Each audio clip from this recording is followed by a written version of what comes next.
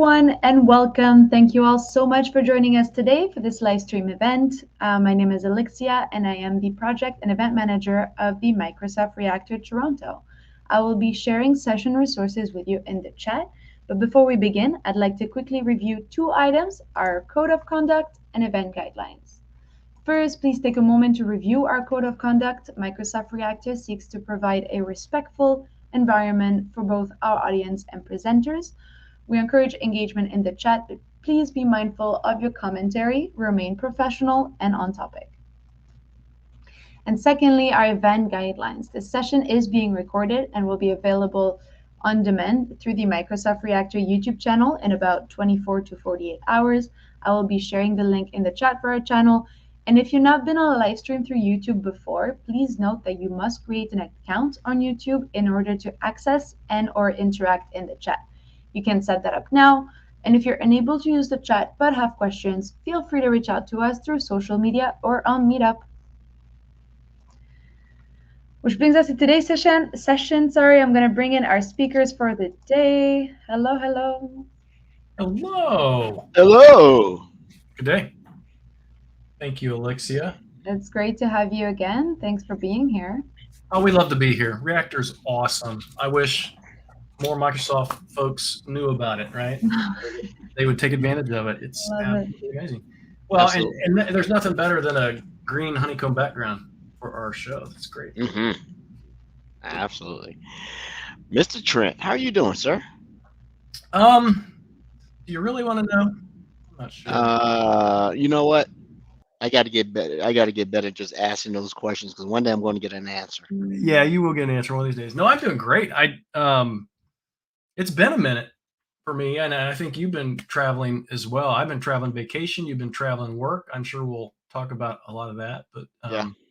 I have been back in the office since Monday, trying to dig out, and everybody knows how that works, right? You're out for a couple weeks, enjoying yourself, and then you're like, oh my goodness, I have to go back.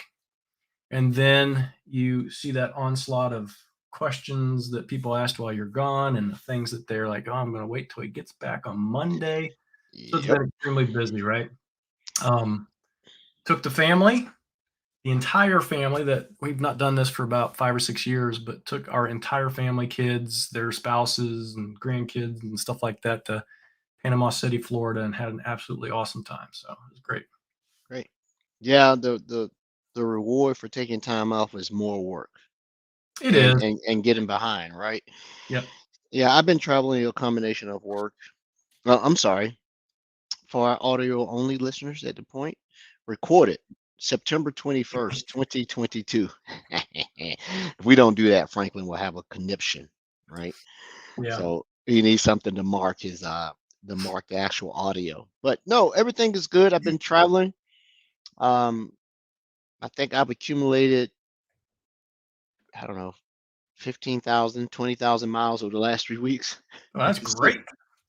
Start to get those points. Start to build those points back up. On our trip, on our way down to Panama City, we spent the night in Atlanta, and I used my old points to get free overnight stay. So it was great. Yeah, I'm actually, if I hit one more significant trip, I'm actually going to make diamond for Delta. How did that happen? Wow. Right. So I've traveled. Substance on Earth, right? Yeah, I've traveled more. I've traveled at least every other month this year. So, that's and I got some more travel booked for October, and now that I know November, late November, early December, and then obviously we're going to travel for the holidays, right? Yeah, we'll do that. And this is all business or a little of both? Both. All right. So I started with gallivanting. I was over in Europe. I was in London.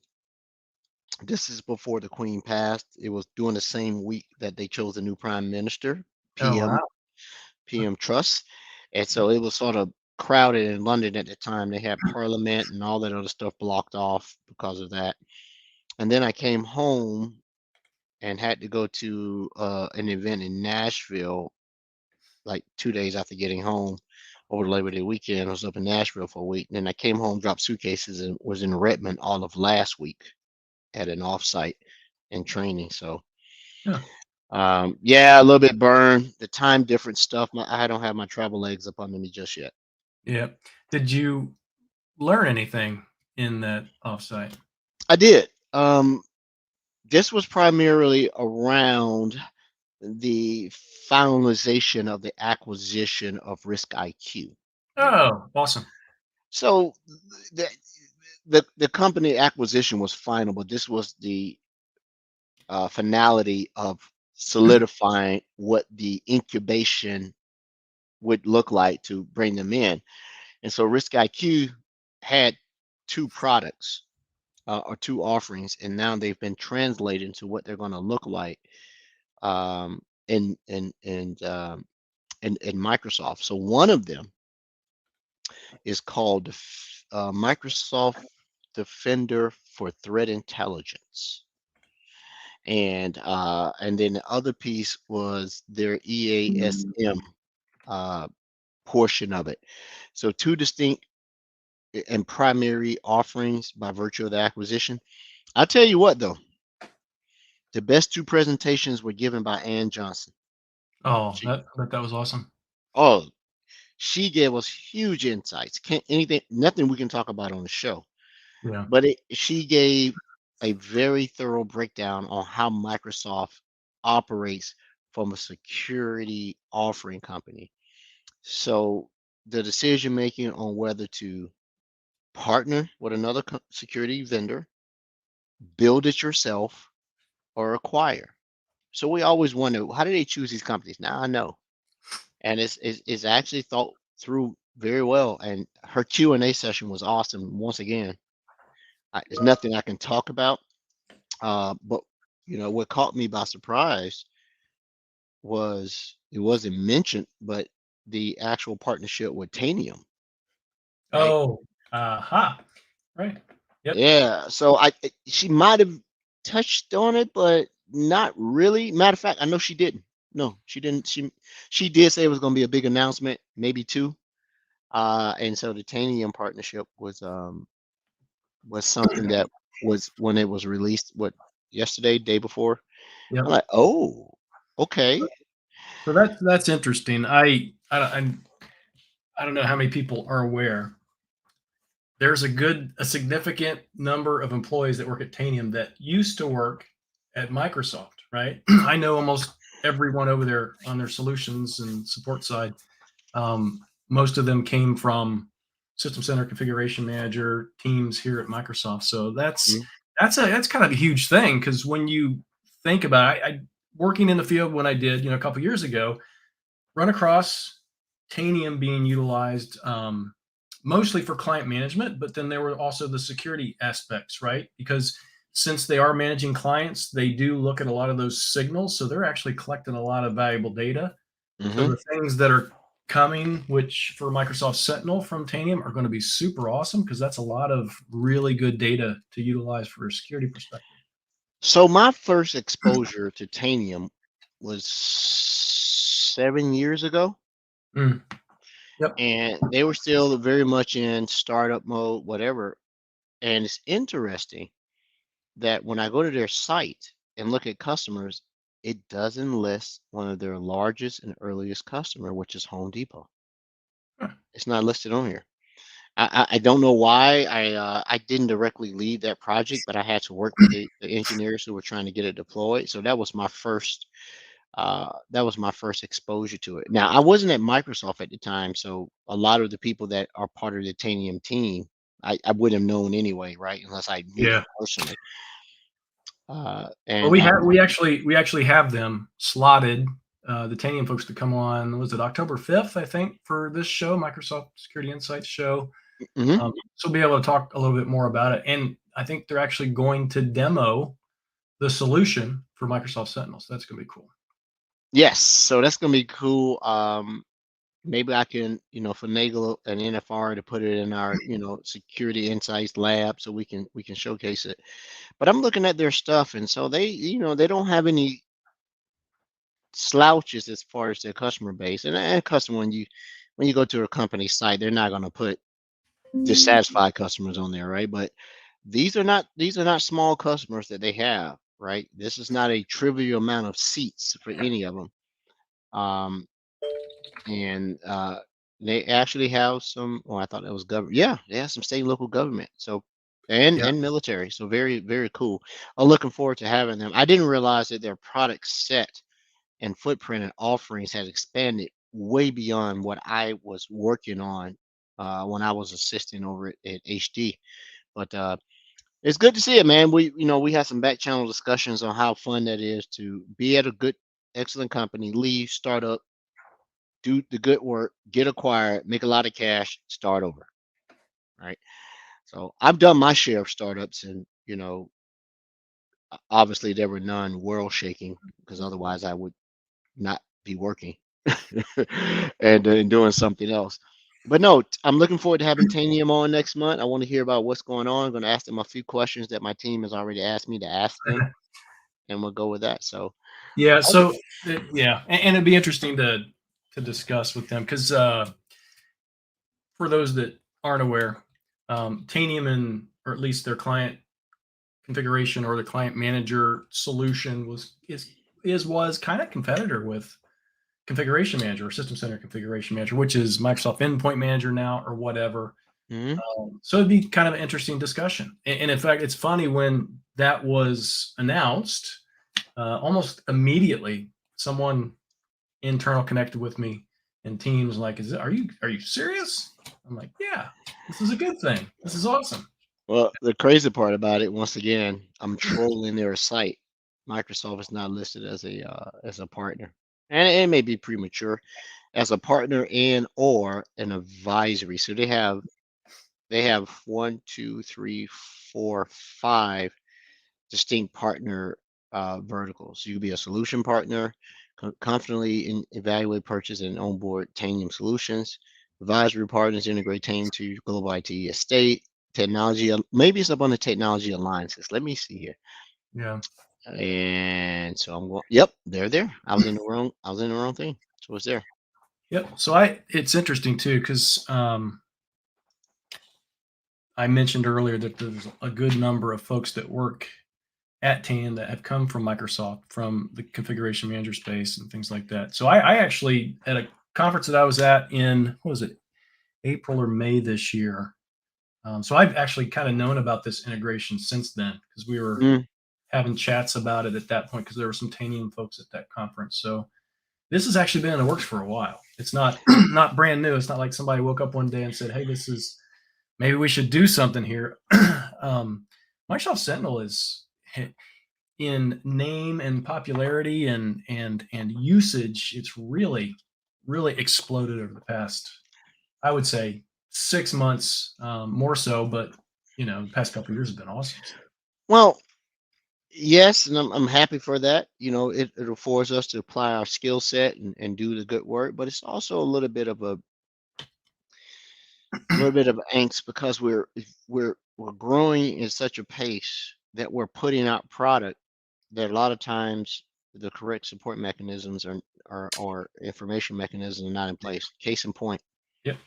I got pulled into hey, we want to use SAP on Sentinel. I'm like, okay, short of the solution and the content hub and the direct connector, that was as deep as I could talk about it. I'm not an SAP or CRM or ERP type of person. Yeah. And so we eventually found some engineering to come in and talk about it. But here's the thing about it. When we're getting these solutions out, the connectivity to the solutions are not hard. It is use case validation and realization. And if you want to go technical, did anyone write any parsers that are of value to be able to do stuff? And did anybody evaluate use cases in regards to ingesting that data? Yeah. And so I don't know if you ever set up SAP. We did it last week. Well, we being a stretch. I was looking over Ren's shoulder and Umesh, and like, dude, I haven't touched SUSE Linux. I didn't know SUSE Linux was set out. that is what SAP runs on. That's the distro. So you have to deploy it. If you deploy it in Azure, and we're going to have Ren on. We almost got the lab together to do a demo, but it is deploying containers. Everything with SAP in the cloud is deployed via API. There's no VMs and stuff you manually do. You have to deploy it. So it's sort of like they overlaid it with Terraform or HashiCorp, and you can see it just going through and doing it. And so we're trying to define use cases. And when we have a viable lab, we're going to get Ren back on and myself, and we're just going to show about it because I'm starting to hear more about it. But my thing was, sure, I can get the connector to work, but I couldn't tell you what's used for data and what's not used for data. Right. Well, and you mentioned something that's really kind of a pain point as well. Not just creating these things, it's maintaining these things. You create a parser today, someone on some team within Microsoft, or maybe it's a customer that submits a parser for whatever solution they want to connect to Microsoft Sentinel, those log files.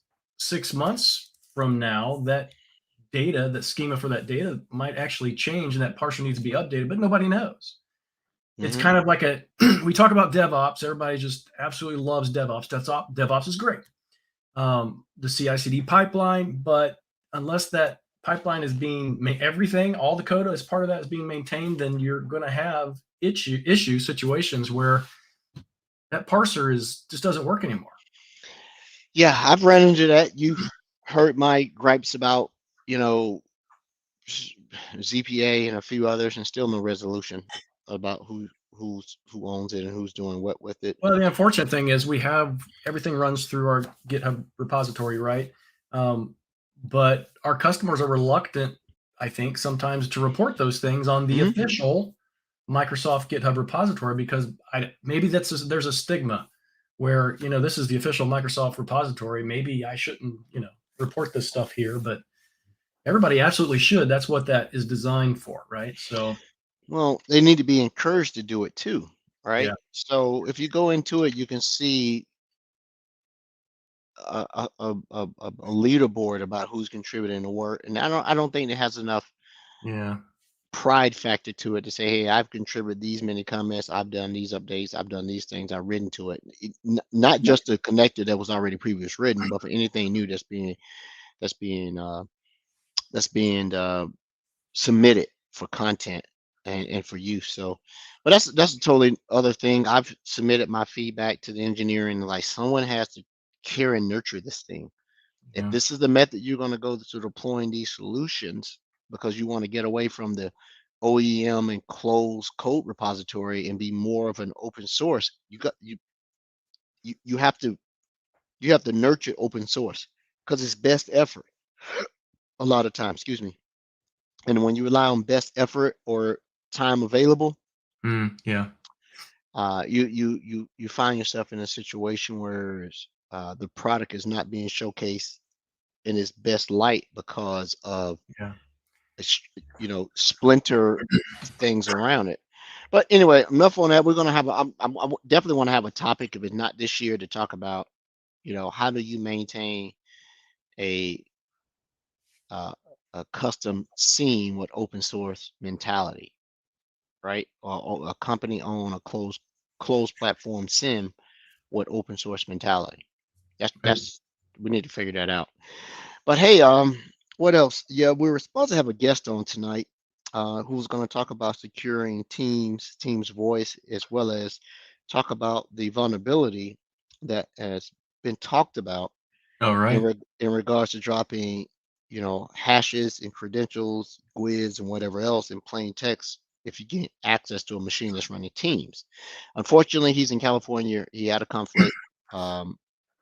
It would have been 5 o'clock, 3, 4, 5. It's 3 o'clock his time, so perfect time to be out there to have something blow up. You got to go address it with the customer. Yeah. But he hit me up on the other computers and already said that he would be on. He'd like to come on to the Reactor show. I'm sorry, the third week in October, but we already have somebody third week in October. That's Shock again, right? I believe so, yeah. Yeah, so I'll push him out. I get him squared away. So it looks like we're booked out for remainder of September as well as almost all of October. We Yeah. got it. And then I have at least 3 partners who pinged me today. So they definitely want to come on. Big shout out to my friend Caleb Fritius. He's over at Blue Voyant. I trained his company Yeah. years ago. So he wants to come on. Critical Start happened to be over here in the conversation. So they want to come on. And a Awesome. couple of more are like, all right, so we may have a partner month. I think, hey, that might be a trend. Have a partner month in November. I have a few others I think that would appreciate the opportunity as well. I've worked with both Blue Voyant and Critical Start, but there's a few others that are part of MISA, right? I'd like to get Open Systems on / they used to be called Born in the Cloud. Knew the owner and creator of Born in the Cloud personally. I'd like to see how he's doing with acquisition. I'd like to get on the Scent, which is actually pretty good. And so I'm going through something where I'm putting together like a heat map and matrix of partners, their capabilities, their verified deployments and stuff like that. But I think, man, maybe you and I get together and if not November, half of November, half of December, because we're going to be a holiday routine, we just have a whole partner focused thing. Come on, and then we'll let, friend of the show close out. We'll like, because Red Canary is not going to allow them to come back on and not have the last word. That's not going to happen. They're going to Yeah, like, I need a new T-shirt. yeah, I need a new T-shirt too. So I did get a new T-shirt while I was in Redmond all last week. That was really cool with a new Ninja Cat, but I left it downstairs. So, I don't know if you have any topics today. This may be a little bit of a short reactor, but I Well, have something that I want to show. yeah, I have a few things after you do yours. So how do I go about being able to share? Do you make me There's a little share button down at the bottom. Oh, okay, I got it right there. So I'm gonna go share. Let me put the right thing up here. So this came up, and me loving share screen. Got it. Which screen that wants me to show? I'm gonna show that one. Share. So you can see my screen. Let me know. Well, I can see it now, so I know I'm showing right. There And you I got double pictures. So one of the things that's coming up, customers are looking at as they go through a zero trust evolution or initiative, is that they're getting the ideal of controlling identity as maybe the cornerstone of it, right? I control that identity, and what I mean by that is control means secure to me. I'm going to control the identity, all aspects of it. So that's including, multi-factor access, your authentication mechanism, even in multi-factor. That tends to be something that you really got to look at now, especially with attacks using MFA exhaustion technique or spamming. And then conditional access. Yes, you may have gotten through the MFA process by virtue of a stolen device, SMS hijacking, whatever. But conditional access comes in and says, yeah, you have the rights, but why are you doing this? You've never done this before, and specifically running applications that you never run before. And so what has come up lately is they want to, I've had 2 customer inquiries about talking about app governance as it relates to Defender for Cloud apps. And I go, oh, okay. Defender for Cloud apps, AKA Microsoft Cloud, Microsoft MCAS. I'm getting all my stuff mixed up. And so people are like, well, how do you turn it on? So when I go into my lab, I notice that, security posture for non-Microsoft applications currently in public preview. This is a big deal because the Microsoft centric workloads are natively integrated by virtue of the backend API, whatever it may be. So it sees those things that are Microsoft related.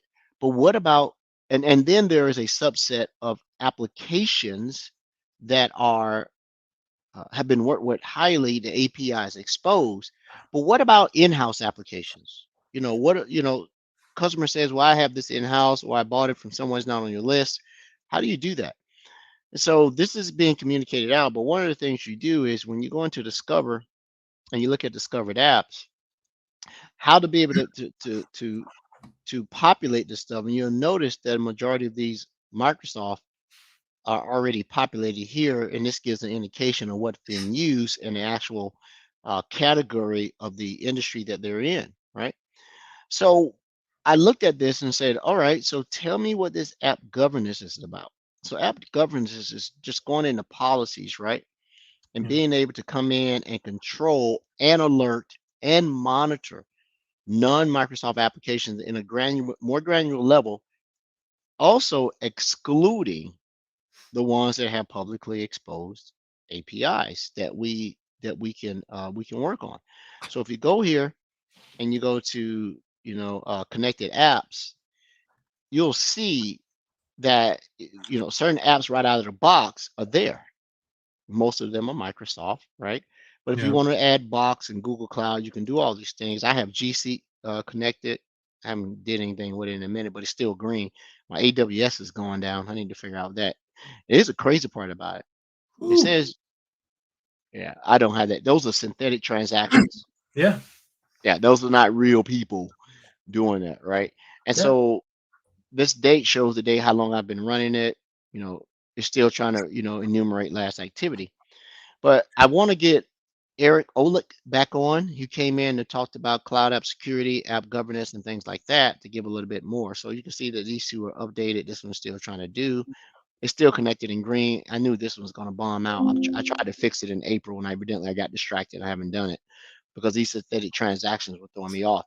So before I go over to the app governance, if I click on that, you can see that this is just looking at the permissions assigned in the assumed roles in Azure. That's all Those it are is. service accounts. Yeah. Yeah, service accounts. Yep. So if I go to Cloud App Catalog, these are the things that they're trying to bring in to allow you to do non-Microsoft centric data governance.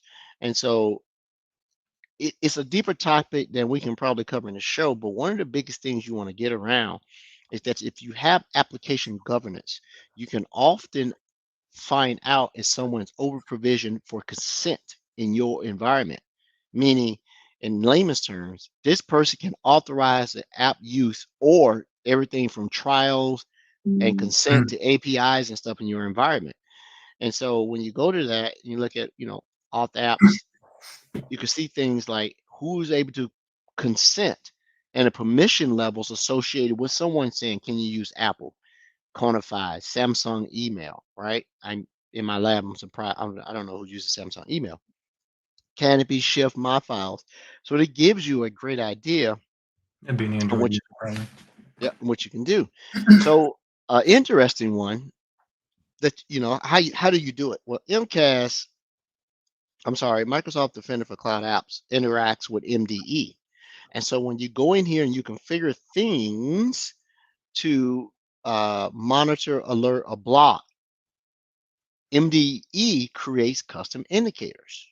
So, case in point, if I go to discovered apps, I go and I type in, let's say Carnival. How you spell Carnival? Carnival, CARNI. CARNI. VAL.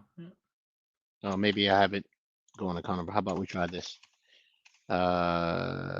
What's another app that let's just say TikTok, even though I don't use TikTok. Maybe it's in my house. Okay, TikTok, somebody's used it in my house. Last scene here is my wife. I'm blocking her. Right after this, she's going to be blocked. Told her not to use TikTok. So you can come inside of here and say, okay, TikTok has a risk score. Let's just take a look at breakdown of this. General score 8, a risk score 5. I won't get into the debate on why and how safe it is. But I think this is so overlooked in Defender for Cloud Apps. The category of the app, social network, where it's headquartered is big and important, especially if you have data governance, get data sovereignty and how you operate, GDPR, a bunch of stuff, and a hosting company. And so when you go through, you can look at it that in TikTok, they don't do data classification. There are no augment, multi-factor authentication is not supported, IP address restriction. None of the regulatory frameworks in the United States are being covered. But data ownership, right to erasure, and all these other things, the only reason these exist is because they operate in the United States and in Europe. And so they do these things by virtue of self-reporting, but do they really? And so what happens is customers want to go, well, I want to limit this. I don't want to turn it off because it helps me build an understanding of what my company sponsored devices and or BYOD or what they're doing. So in Mhm. here, you can tag this as sanctioned, which lowers the inspection and blocking of it, meaning this has been trusted, let it ride, don't put any advanced analytics against this, which is a dangerous button to use unless you actually own the app or you have with great certainty that the app is operating in the manner it was advertised. You can block it as unsanctioned. Now, this is a good one because you can block it with session control inside Defender for Cloud Apps. Or if you have an extended use case via a complementing technologies like Zscaler and Defender for Cloud Apps talk. So Defender for Cloud Apps can be the inspection mechanism and Zscaler can be the enforcement mechanism. It Oh, understands the policies. yeah. So it would So change it. without that though, what enforces it? Well, there is no enforcement. This is nothing more than discovery of your shadow IT or application usage. There's you could you know, now if you want to enforce it within Defender for Cloud Apps, it's a combination of conditional access and session control. Gotcha. And it'll block the session. Now it's a little deep on how it does it, but it basically breaks your authentication every time. You just never see it in the background, Right. right? And it's keep making you go back, and the app becomes useless. Now you can unsanction it, which blocks it. You can sanction it, right? So these are fully allow if you're thinking networking, allow all, deny all, or you can come in and you can create a tag because it understands tags and can comply, it can apply the controls that you have.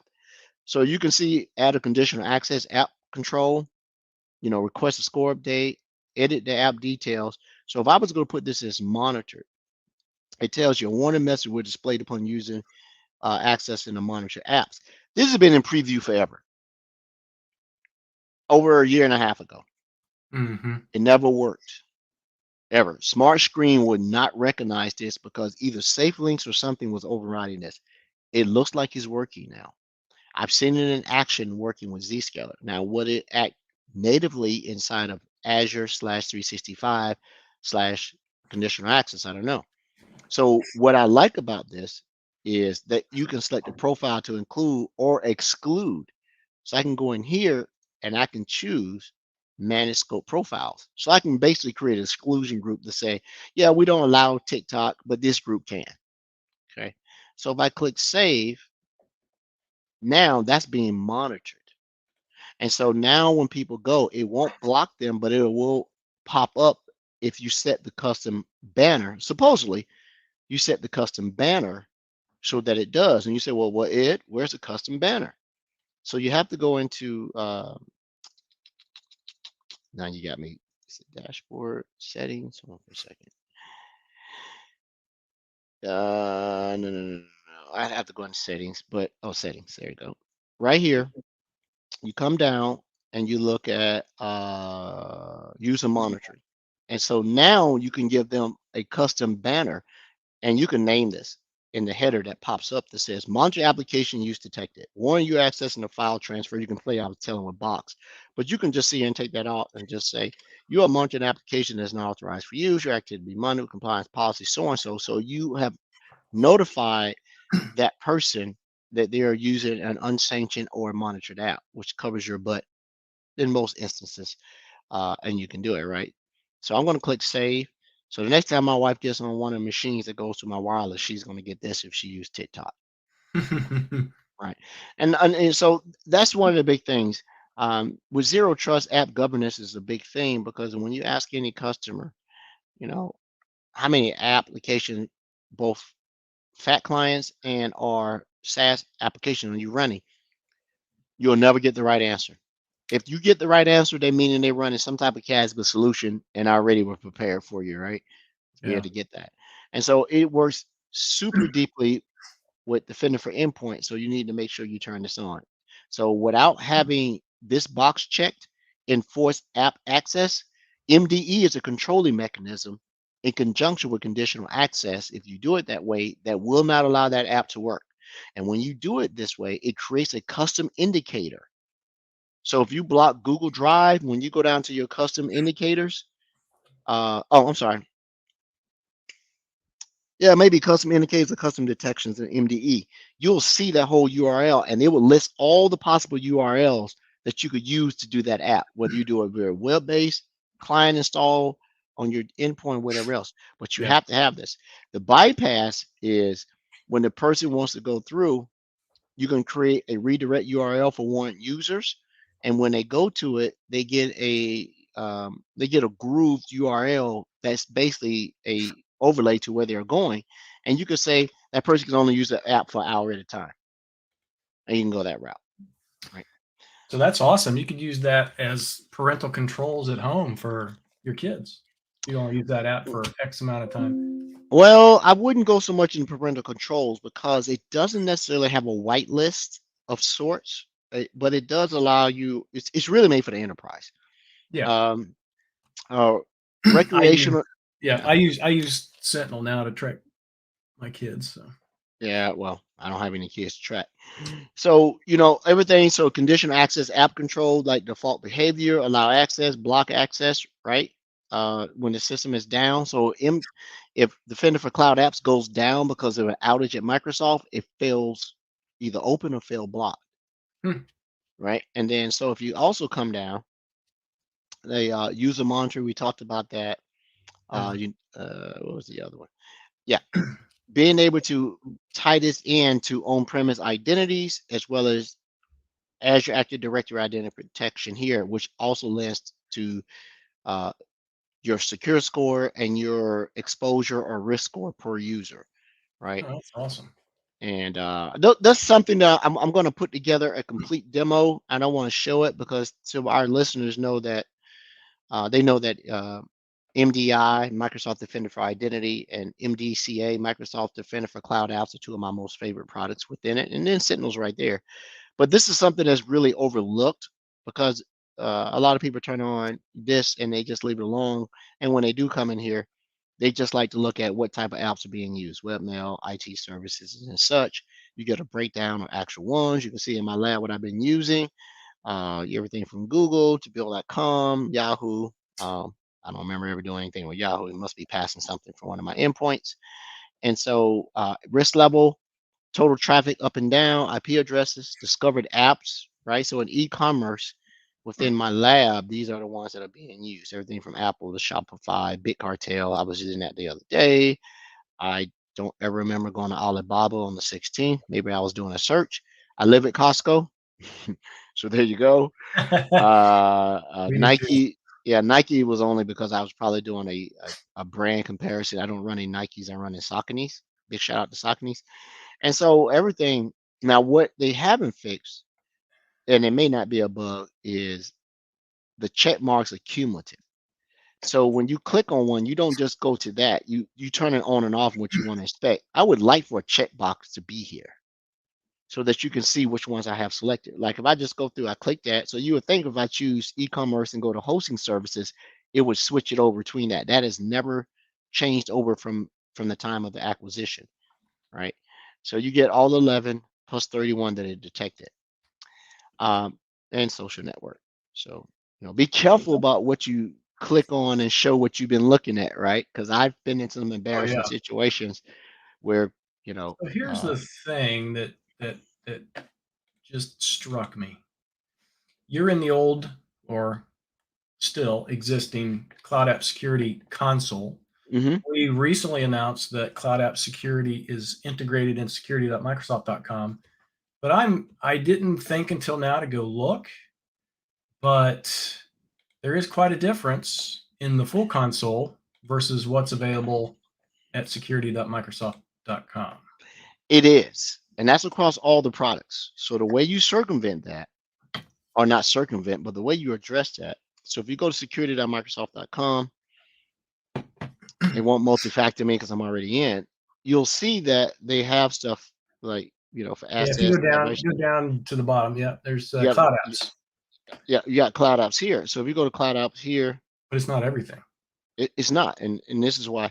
So app governance is something that they're exposing what they believe the high profile stuff is. Hence, Okay. I started a conversation about app governance, start free trial. It is you have an E5 or A5 license, you turn it on.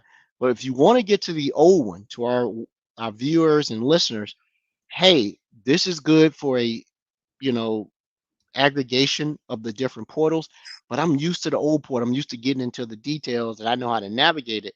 You have to go to settings, and then you have to go into Cloud App Security's not in there.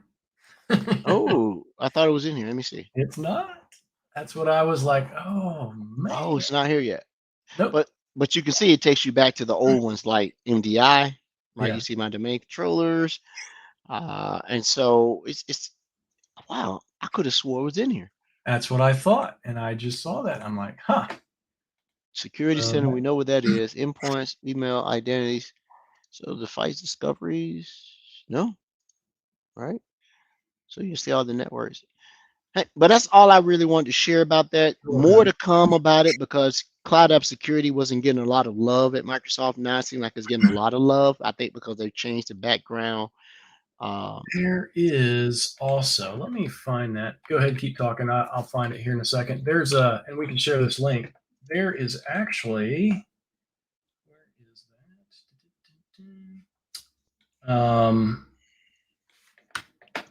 The Defender for Cloud App product group is starting to plan their next roadmap. And there is let me grab this link. I'll pop it in here so Alexia can share it. Yeah, and one of the other things that I like is like in the cloud discovery, don't underestimate devices. This is super helpful about understanding what your devices are doing.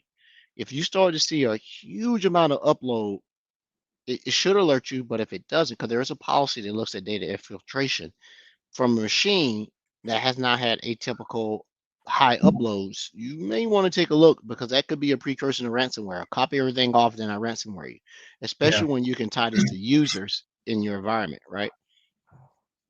So yeah, definitely looking for a show. I'm gonna probably get one of the MCAS/MDCA individuals from Microsoft to come on so you can get deeper into this. But you can notice that the data ingestion points could be two ways. You could do it Windows 10 endpoints where MDE is feeding all the telemetry from the endpoints, or you could do log ingestion by setting up a Docker container in Azure.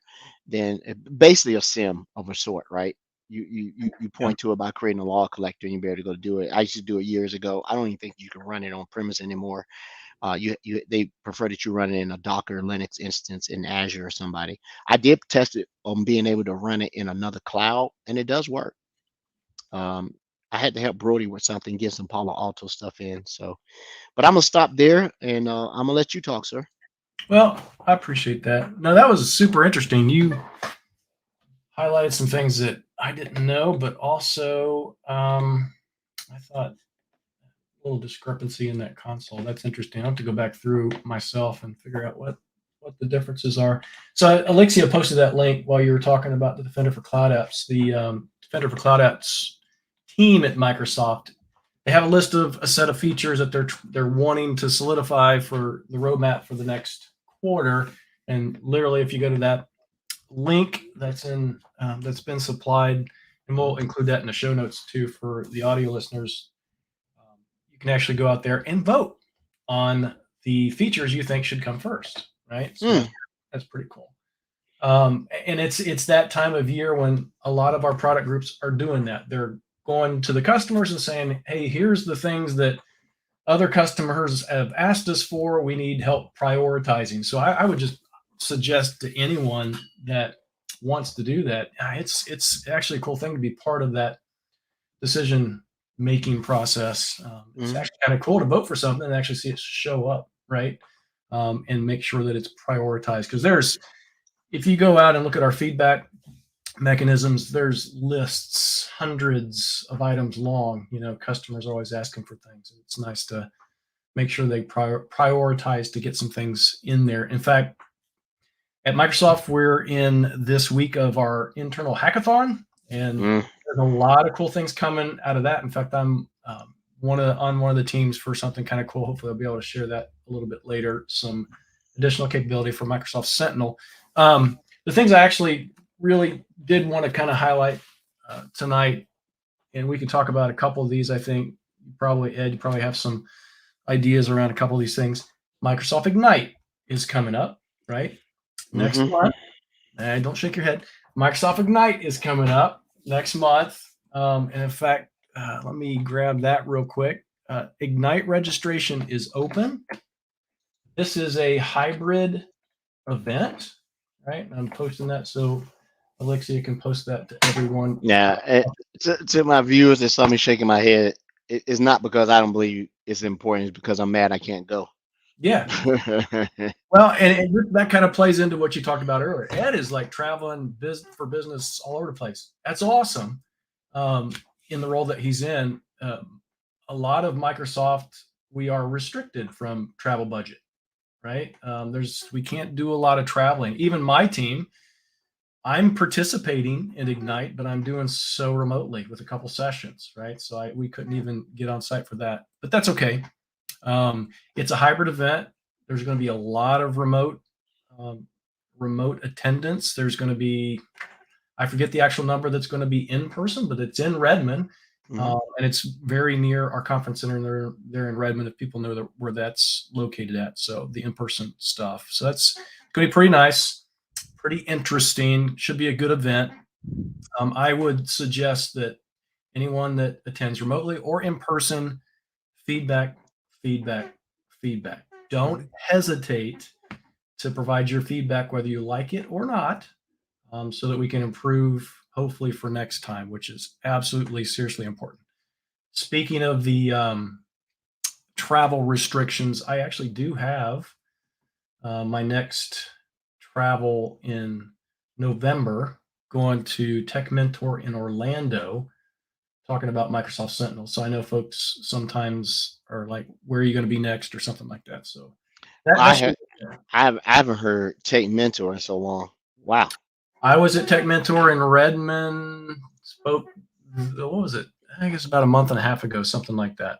Right. So this is their other event. This is a co-hosted event.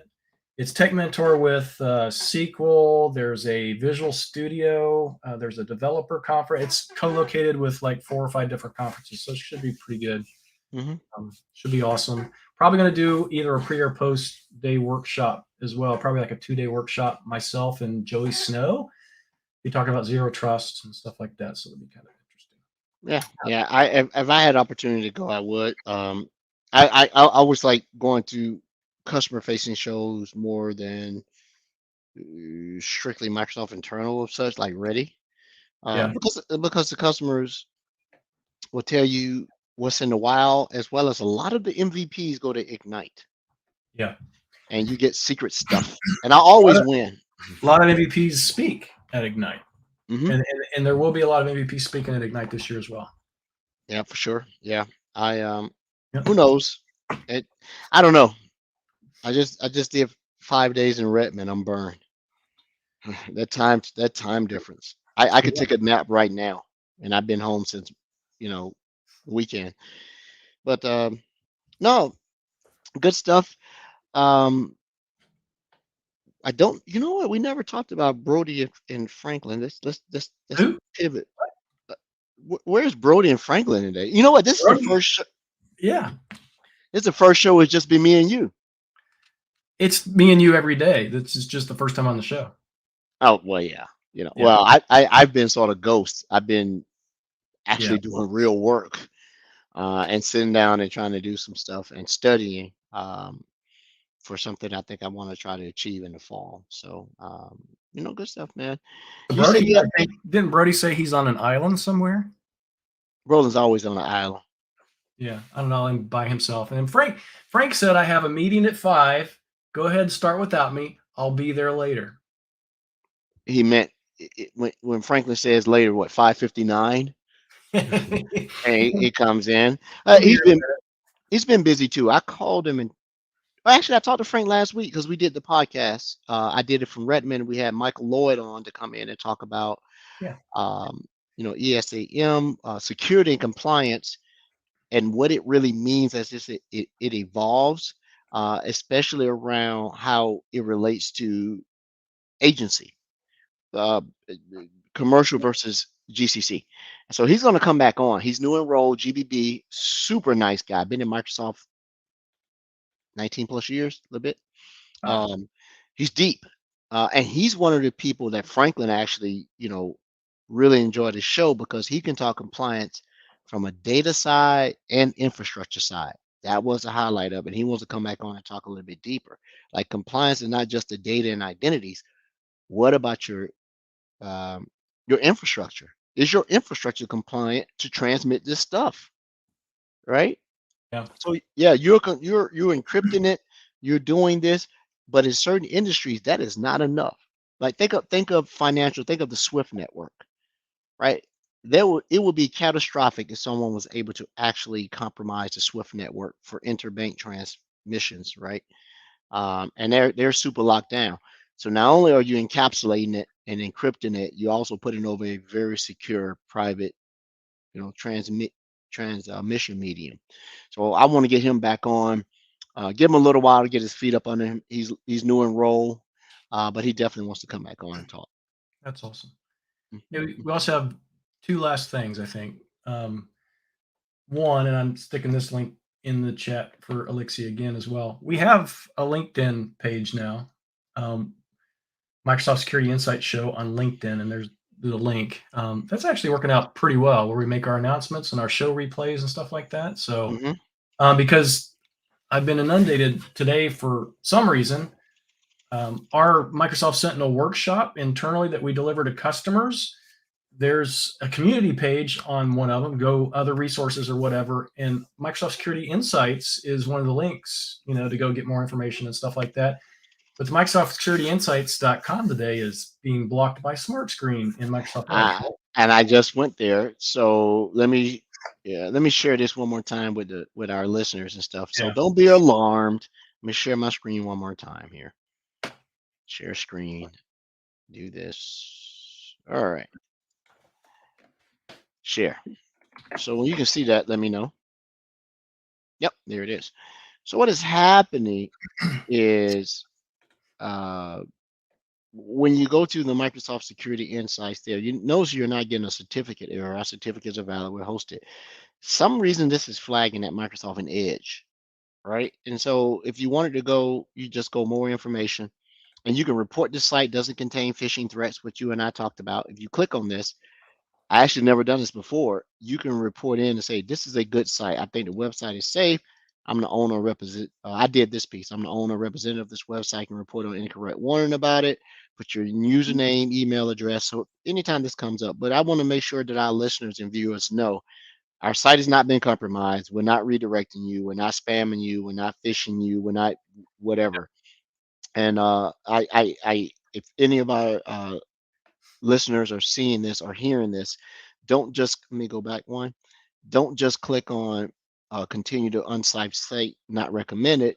Take a little bit of time to go in and report the site is good, which will help us get off whatever bad list that we're on. But if you go to another browser, let's say your favorite browser, which is Vidali, maybe. Hold on for a second here. Let's go to Brave. So if I go to, well, which one was I in? Was I in Brave? Netscape. Try that one. Yeah, I got Netscape. I got an OCD somewhere. All right, let me just grab one of these windows over here. How about that? And so this is in Brave Terminal. So if I go to the same site, Microsoft Security Insights, I'm good to go. Yeah. For some reason, Edge is flagging that, and so it's the contact. They sent me an email a little bit ago. They're going to fix it, but if you click on the contact link on top, that's literally what they have dinged us for, is because we request contact information when people want to contact us. So it's kind of funny. Okay. It's a privacy thing, which is kind of ridiculous, but that's okay. I get it. Well, we got capture in here to make sure, Yeah. I did not know that. Okay. Makes sense. Yeah. The people can connect with us in any thousand number of ways these days. So That Yeah. page is probably not necessary anymore. So You know what I didn't try though? Let's try this. If I go here, private window, still does it. Okay. oh yeah. Yeah. Last thing I have, because we're on Reactor, we usually highlight at least one doc or learn module. This time I'm not going to actually highlight a specific module, but instead supply a link talking about the new Microsoft rebranding. Everything that used to be docs.microsoft.com is now learn.microsoft.com. So even our product docs, our learn modules, everything is now being redirected to this new subdomain. The blog post talks about why this rebranding is important, which I absolutely believe, because a lot of our customers are looking for educational information, right? And our Learn brand has really kind of bloomed. A lot of people utilize that for certifications, for learning, for the different certification paths and things like that. So it makes a lot of sense. Microsoft Learn is really up their chops. Yeah. I was never a big fan of trying to do learning, like going to each doc, doing the sample test and everything. But it is very well formatted. It flows. It flows so that you could go to module 8 and make sense of it, but it would still give you enough information to say, hey, you need to go back to module 7 and 6 because they build upon this for your learning. Now, if you already passed those two, each module can stand up on its own, right? And so that Microsoft Learn, for those who are not using it, it's the best free thing going. You really got to take advantage of it and use that to track your progress. Yeah, and then the reference links, like when you go through Learn, most of them have the ability to go to the left-hand side, and if there's a PDF associated with it, you can just download the entire PDF. So if you're offline, you can work, right? Just like docs. Yeah. But, good stuff. So Microsoft Learn to everybody's out there. Got to do Microsoft Learn. It's good stuff. Yeah, Microsoft Learn, and the thing you said, it's free, right? Good friends of ours, good friends of the show, Yuri, Sarah,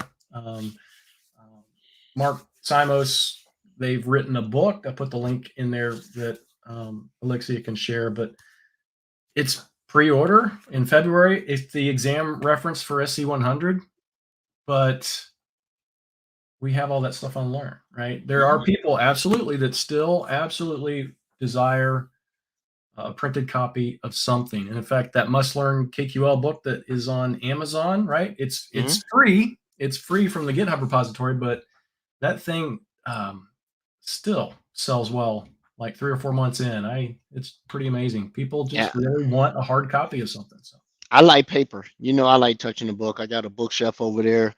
I go through. To me, it reminds me of my history. When you and I was coming up through the ranks, to have a book, sticky notes, highlight, reference, and it reminded me of the late nights when you just read. And you had to do, especially I came from a Cisco background. You'd be surprised how many Cisco Press books I still own. Yeah. Original Cisco Press books. I have the iOS 11.2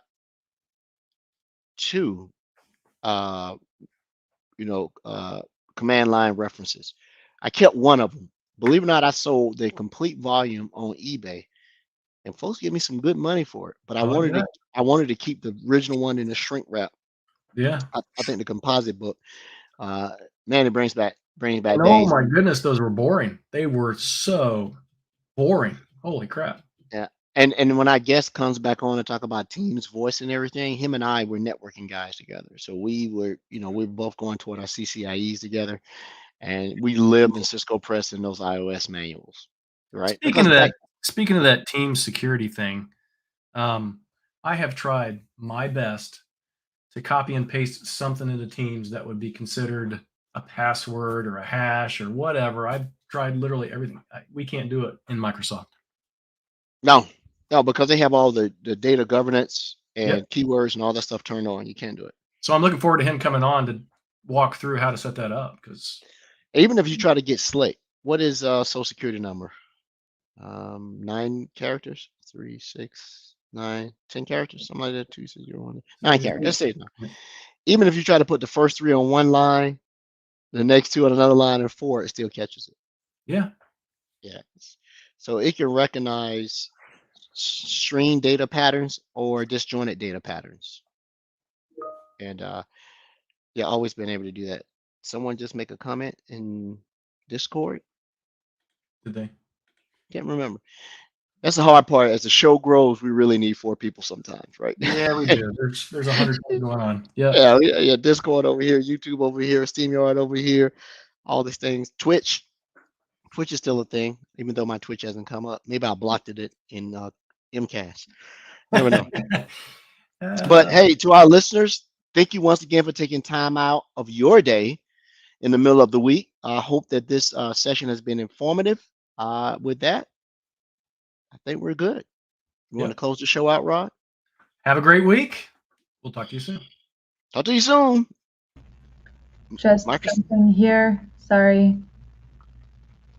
Just jumping here to remind everyone that if you have a few more seconds to give some feedback, I shared the link for a survey. So it's in the chat, it's on the screen. The event code's also on the screen and in the chat. And yeah, thank you both so much for today's session. And we hope to have you again very soon at the reactor. Sounds great. Thank you. Awesome. Sounds great. Have a Looking great forward one. to it.